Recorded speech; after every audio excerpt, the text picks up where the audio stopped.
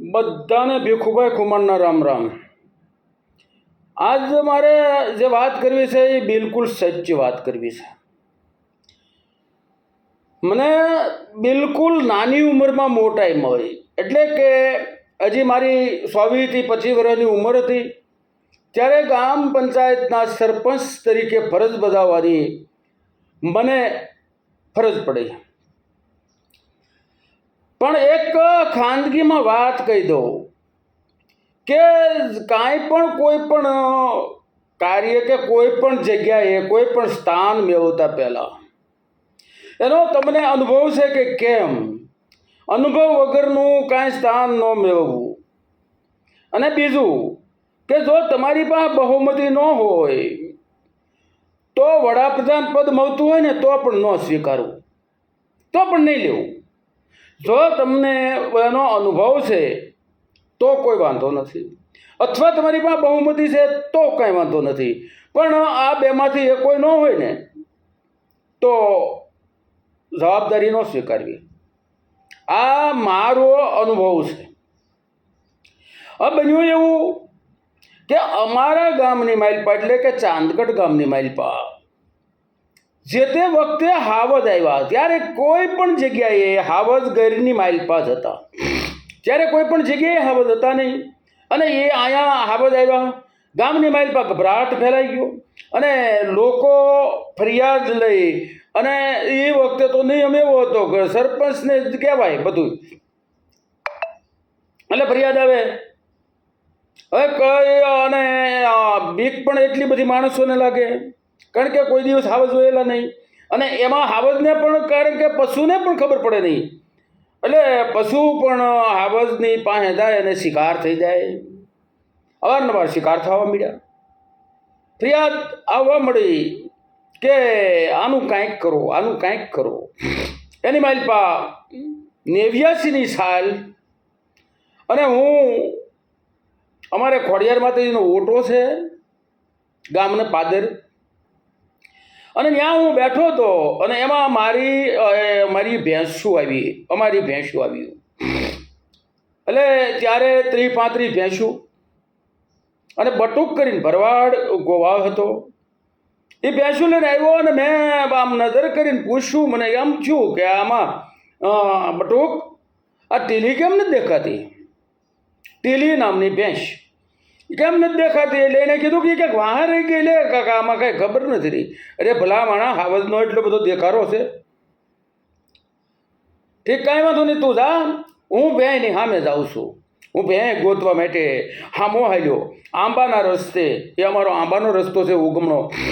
આંબાના રસ્તે હાલ્યો અને ખારી નદી આવે છે, એ ખારી નદીની માઇલપાથી ભેં આમ બહાર નીકળી. મેં આમ ભાવી શેઠેથી અને દોડી આવે, એટલે દોડતા દોડતા હોય પાછી હોઈ જાય એમ મેં ભાવ્યું. એટલે મેં પણ સામેથી દોટ દીધી, દોડીને ભેં પાસે જવા. અને જેવો હું આમ પાસે જવા ગયો તો સામે 3 હાવજ દેખાણા. પણ મને પણ પરસેવો છૂટી ગયો, અવાજ થઈ ગયો, આકલો મરાઈ ગયો અને હાવજ પાછા હોય ગયા. પણ ભેં મારી પડખે ચડીને ભેંની સામું જાતો તો એના ઉપરથી લોહીના ફુવારા ઉડતા હતા અને ભેં દોડી આવે. મને પણ બીક લાગી, કારણ કે હાવજ નજરો નજર જોયા, નાની ઉંમર.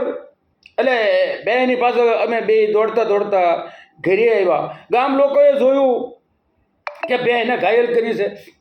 બે પણ એટલી દોડીને આવી કે ડેલીની માઇલપા ઘરી અને અડધા ફળીએ ગઈ તો પડી ગઈ. બરાબર, એને એટલી બધી ઘાયલ કરેલી. અને તરત ગોખરવાળા બાજુનું ગામ, ત્યાંથી ડૉક્ટરને લઈ આવ્યા. ડૉક્ટરે કીધું કે આ ભેં જીવે નહીં ભીખુભાઈ. મને કીધું આ ભેં જીવે નહીં. એ કીધું પણ સારવાર તો કરવી પડે ને સાહેબ. અને ગામમાંથી લોકો આવ્યા અને કીધું ભાઈ હવે તો પકડાવો હાવજને, હવે તો કંઈક કરો. અમારે જીલુભાઈ ધાધલ ત્યારે ઉપસરપંચ, હું સરપંચ, અને જીલુભાઈ આવ્યા. એને મેં કીધું, જીલુભાઈ આનું કાંઈક આપણે કરવું જોઈએ, કે તો સવારે જાય. એટલે એ જીલુભાઈનું બુલેટ લઈ અને હું સરપંચ, એ ઉપસરપંચ અને અમારા મંત્રી તેથી ગોવિંદભાઈ સોલંકી એ રાજસ્થળી રહેતા, હાલ ચલાવવા રહે છે, નિવૃત્ત જીવન જીવે છે. એટલે એની પાસે અમે રાજસ્થળી ગયા, ત્યાંથી એને ભેગા લીધા અને દિલીપભાઈ સંઘાણી પાસે ગયા. ત્યારે દિલીપભાઈ સંઘાણી પાસે ગયા અને દિલીપભાઈને બધી રજૂઆત કરી. દિલીપભાઈ અમને બહુ સારો આવકાર આપ્યો અને બહુ આશ્વાસન આપ્યું અને એને કીધું કાંઈ વાંધો નહીં, પકડી લેવાના હોય, એમાં હું ભલામણ કરી દઉં છું અને તમે જંગલ ખાતાની ઓફિસે જાઓ. એટલે કે આ જંગલ ખાતાની ઓફિસ એટલે આરએફઓની ડીએફઓની ઓફિસ, એટલે ડીએફઓ ઓફિસ ધારી છે. અમે ધારી ગયા. રંધાવા સાહેબ કરીને ડીએફઓ હતા, શીખ જાતના. ચિઠ્ઠી લખીને મોકલી, અમને તરત બોલાવ્યા, કારણ કે દિલીપભાઈનો ફોન આવી ગયો હતો. બોલાવ્યા અમને. એ કહેવા મળ્યા કે ભાઈ હવે એને મિત્ર કરી લ્યો, હાવજ છે એ તો બહુ સારી વાત કહેવાય અને અમે એનું વળતર પણ આપીએ છીએ. અને ત્યારે અમે કીધું કે સાહેબ એ તમારી વાત સાચી છે, પણ આ તમે કહો છો કે જંગલનો રાજા છે તો એ જંગલમાં શોભે, એ ગામડાઓની માઇલ પર ન શોભે. રાજા એના સિંહાસન ઉપર હારો લાગે, ગામડે ગામડે ભટકતો એ હારો ન લાગે. માટે એને તમે ગમે એમ કરીને પકડી દો. અને અમે પણ જાણીએ છીએ કે આ ગુજરાતનું ઘરેણું છે, અવશ્ય એ ગુજરાતનું ઘરેણું છે, પણ ઘરેણું તો એની ડોકમાં હોય તો શોભે, હારામાણાની ડોકમાં હોય તો શોભે, ગધેડાની ડોકમાં કદાચ લાખપતિ હીરો હોય તો પણ એ રૂડો ન લાગે. એમ આ હાવજ છે એ ઘીરે ઘીરે ભટકતા હારા ન લાગે. તમે એને લઈ જાઓ. ખૂબ વિનંતી કરી અને સાહેબ સહમત થયા અને એણે વાઢેર સાહેબ કરી અને આરએફઓ હતા એને બોલાવ્યા અને વાઢેર સાહેબને આદેશ કર્યો કે તમે જાઓ, કારણ કે અમારી બીટના તેથી વાઢેર સાહેબ આરએફઓ હતા. એટલે એને આદેશ કર્યો કે જાઓ, આ હાવજને પકડી ગયો. તરત સાસણ વાયરલેસથી પિંજરું મંગાવ્યું સાસણથી અને વાઢેર સાહેબે કીધું કે તમે જાઓ તો અમે આવીએ છીએ. તમારા મકાન ક્યાં મને એમ પૂછ્યું. એટલે મેં કીધું તમારે કાંઈ કોઈને પૂછવાનું નથી, સીધે સીધા ગામની માઇલ પર આવો એટલે પહેલી ડેલી મારી ડેલી આવશે, એટલે તમે એ ડેલી આવી આવજો કે વાંધો નહીં. અમે આવ્યા 3 વાગે. વાઢેર સાહેબને એ આવ્યા ત્યારે ડ્રાઈવર દેહાભાઈ દાદલ હતા અને 500નો સ્ટાફ બીજો એ બધા આવ્યા બધાને ચા પાણી પાયા. એણે કીધું હાલ પહેલાં પાંજરું આવી જાય, પણ એ પહેલાં આપણે લોકેશનમાં જવું જોઈએ. એટલે અમે લોકેશનમાં મને કે હાલો તમે ભેગા બતાવો કઈ સીમમાં હાવજનો રંજાયડ વધુ છે, જે સીમમાં વધુ રંજાયડ હોય એ બધું જાય. એટલે મેં કીધું ઉગમણા રંજાયડ વધુ છે. અમે ત્યાં ગયા, પણ એટલા બધા એ જંગલ ખાતાના માણસો એટલા બધા હોશિયાર કે આમ હગડ જોઈને કહી દે કે આ હરણનો હગડ છે, આ રોજનો હગડ છે, આ ઝરખનો હગડ છે, આ નારનો હગડ છે, આ શિયાળિયાનો હગડ છે, વાનામતર બધાના હગડ કે. અને એની માઇલ પાસે કીધું કે ના હાવજ છે. ઊભા રહ્યો. એટલે અમે ઊભા રહ્યા અને એને પાકી રીતે નિરીક્ષણ કરીને કીધું કે આ જનાવર છે, એક મોટું જનાવર છે અને 2 પાઠડા છે. આ જંગલ ખાતાની ભાષામાં એણે વાત કરી. એટલે મેં પૂછ્યું કે સાહેબ પાઠડા એટલે હું અને જનાવર એટલે હું? એ કે જનાવર એટલે હાવજ, એને અમે જનાવર કહીએ, અને પાઠડા એટલે એ જે હાવ ધાવણા બસા હોય એને બસા કહેવાય, પણ પોતે શિકાર કરવાની ક્ષમતા ધરાવતા થઈ જાય એને પાઠડા કહેવાય. એટલે 2 પાઠડા છે અને એક મોટું જનાવર છે. હવે ક્યાં પાંજરું મૂકવું એ જોવા માટે ગયા અને એક જગ્યા નક્કી કરી અને અમે જ્યાં આવ્યા હતા પાંજરું આવી ગયું. એટલે જઈને એને જગ્યાએ પાંજરું એવી રીતે ગોઠવું આંબા અને ચાંદગઢના રોડની સાઈડમાં, અને એ એવી લીમડાની છે એવી ઘાટી ઝાડી અને એ ઝાડીની માઇલ પર એવી રીતે ગોઠવું કે પાંજરું ન દેખાય, અને એવી ડાયું કાપીને ઝાડવાની એની ઉપર નાખી દીધી કે જેથી કરી પાંજરું ન દેખાય, પણ રસ્તો દેખાય એટલે એની માઇલ પર કરી જાય. માણસ પાંજરાની માઇલ પર હાવજ જાય. અને એક ગધેડું નાનું એવું લાવેલા એ પાંજરામાં બાંધ્યું. બાંધીને અમે બધા આવ્યા. અહીંયા મારી ઘરે મકાનની સગવડ હારી, એટલે એને માટે એક રૂમ એને આપી દીધો અને તમારે અહીંયા તમામે તમામને આ રૂમની માલપા હું ખાવું બેહવું તમામ ચા પાણી નાવું ધોવું તમામે તમામ ફેસિલિટી તમને પૂરી મળી જાય. એ બધા ત્યાં હાજે જમીન કીધું કે હાલો તપાસ કરવા જઈએ. હું દેહાભાઈ અને વાઢેર સાહેબને એક ભાઈ બીજો અમે 4 પાંજરે જોવા માટે ગયા. જ્યાં જોવા ગયા તો તપાસ કરીએ તો માલપા ગધેડું નહીં. કારણ કે પાછળથી નોરે નાનું એવું ગધેડું નોરે કાઢી લીધું અને ખાઈ ગયા. એટલે વાઢેર સાહેબે કીધું કે ભાઈ હવે તો અહીંયા હા બધા ખાઈ ગયા, હવે બીજું માલપા શિકાર મૂકવો પડે તો જ આવે. એટલે અમે ત્યાંથી ભાગી સીધા ભરવાડવાડામાં આવ્યા અને ભૂરાભાઈ ભરવાડને જગ્યા જે હાલમાં જીવંત છે એને ભૂરાભાઈને કીધું કે ભાઈ આ છે આપણે હાટું છે કે કાંઈ વાંધો નહીં, મારી પાસે મરેલી ઓલી માંદી બકરી છે, માંદી બકરી એ લઈ જાઓ, મારે કાંઈ નથી જોતું. એ બકરી લઈ અને આવડા જે સ્ટાફ અડધો સ્ટાફ ઘરે હુવરાવ્યો હતો એને પણ હારે લીધા.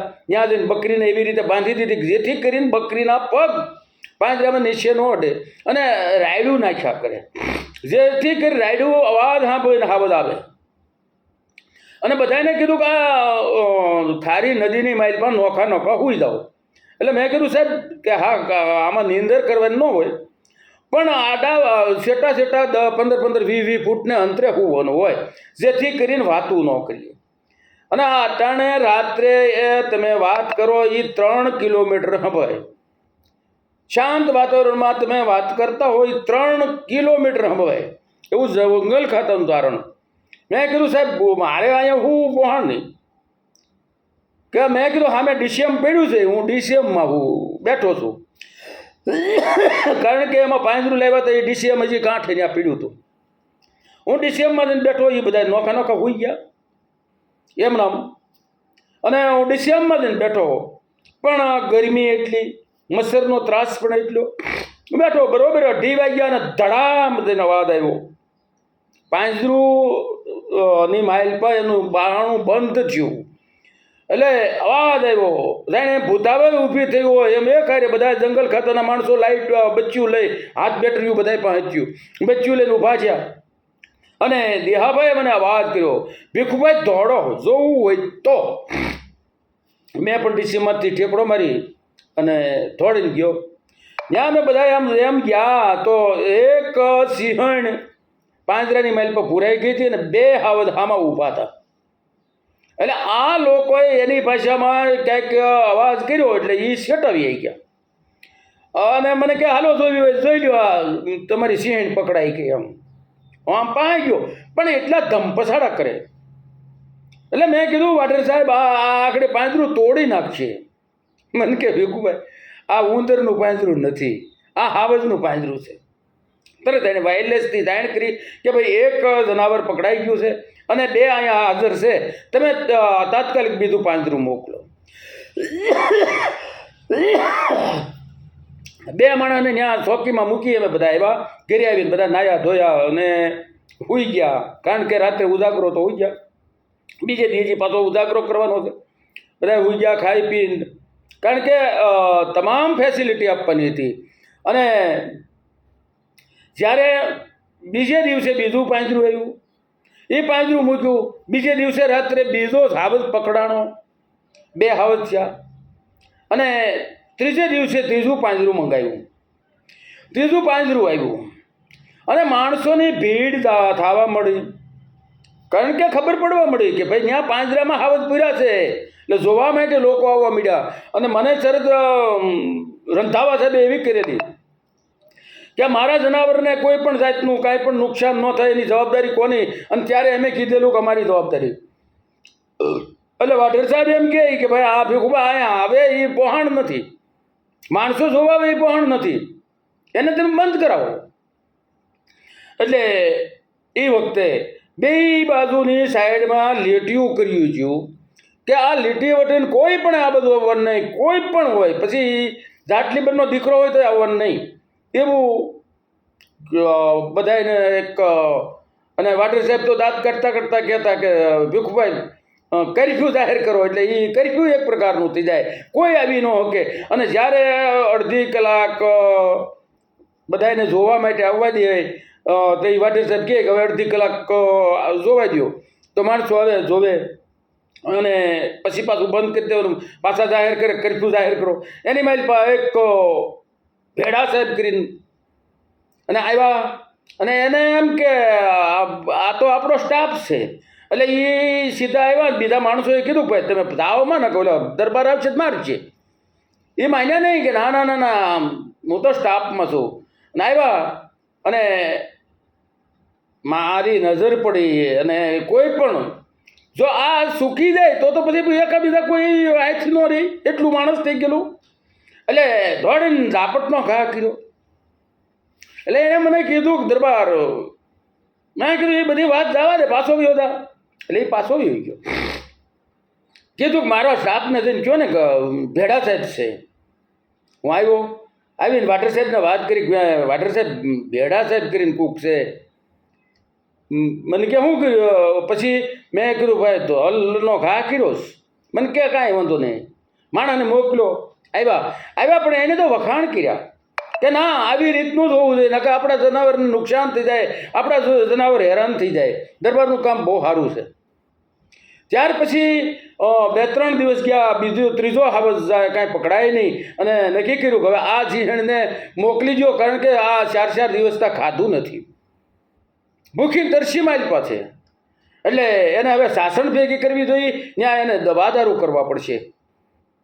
એટલે એને રવાના કર્યા. મેં કીધું કે તમે એક કામ કરો, આ પાંજરું છે એને શોખની વિશે રાખો ને તો કલાક ગામના લોકો જોઈ લે, ના કે કેદી આવા દર્શન કરશે. એટલે આ હવજના આ સિંહણ જે છે માલપા પુરાણ છે એના આ ગામ આખું દર્શન કરી લે. એટલે ગામના શોખની માલપા એ પાંજરું રાખ્યું, 1-1.5 કલાક રાખ્યું અને આખા ગામ આવી અને તમામે દર્શન કર્યા નિરાજે. ત્યાર પછી ત્યાંથી પાંજરું લઈ અને મારી પોતાની ડેલીની માલપા પાંજરું લેવરાયું. ડેલીની માલપા પાંજરું લીધું અને અમારા ગામમાં ત્યારે 32 દરબારોના ઘર, 32 ઘેરે કહેવરાયું કે આ બધા દરબારોના બાયું, કારણ કે એ સીમ ખેતર જાતા ન હોય, એ ક્યારે આ હાવજના દર્શન કરશે. એટલે આખા ગામના બધાએ ઘરે કહેવરાયું અને તમામ આવ્યા અને તમામે 2 કલાક લગી પાંજરું ત્યાં ડેલીની માલપા રાખ્યું અને બધાએ દર્શનની રાતે કર્યા. અને પછી એને રવાના કર્યું પાંજરાને. અને વાટર સાહેબ ને બધાને એવી રીતે રાખ્યા. પણ પછી હાવજ ત્રીજો છે એ આવે ખરો, પાંજરાની સામે બેહે ખરો, પણ માલપા ન જાય. અને પછી છેલ્લે 2-3 દિવસ તો આવતો બંધ થયો. એટલે વાઢર સાહેબે મને કીધું, મને કે ભીખુભાઈ આ હવે નહીં આવે અને એકલું જનાવર રહી પણ નહીં શકે, એટલે આ ગમે ને વિરોધ આવે તો હવે અમને તમે રજા આપો, આ 2 પકડાઈ ગયા. મેં કીધું કાંઈ વાંધો નહીં, તમે તારે હવે છૂટા. એટલે 10 દિવસ લગી જે રીતે તમામને સવારથી સાંજ લગી ચા પાણી જે કાંઈ ફેસિલિટી તે હાંસવા, એટલે ખૂબ રાજી થયા. અને ગામ લોકોએ પણ ખૂબ જ સાથ અને સહકાર આપ્યો, ખૂબ સાથ અને સહકાર આપ્યો. અને એ ગયા ત્યારે એણે કીધું કે હું તમને કારણ કે તમારી ભેંસ જીવશે નહીં અને અમને તમે ખૂબ હાંસવાસ, તો હું આ ભેંસનો અભિપ્રાય લખી દઉં કે જેથી કરીને ભેંસ મરી ગઈ છે તો તમને એને વળતર મળશે, નકર નહીં મળે. એટલે એ ભેંસ મરી ગયાનું એને મને લખી દીધું અને આનું તમને વળતર મળશે. ત્યારે મેં કીધું કે જો આનું વળતર મળશે તો એનું આ મરી જાય તો એનું હું કાર જ કરીશ. પછીની વાત પછી કરશું. જય માતાજી.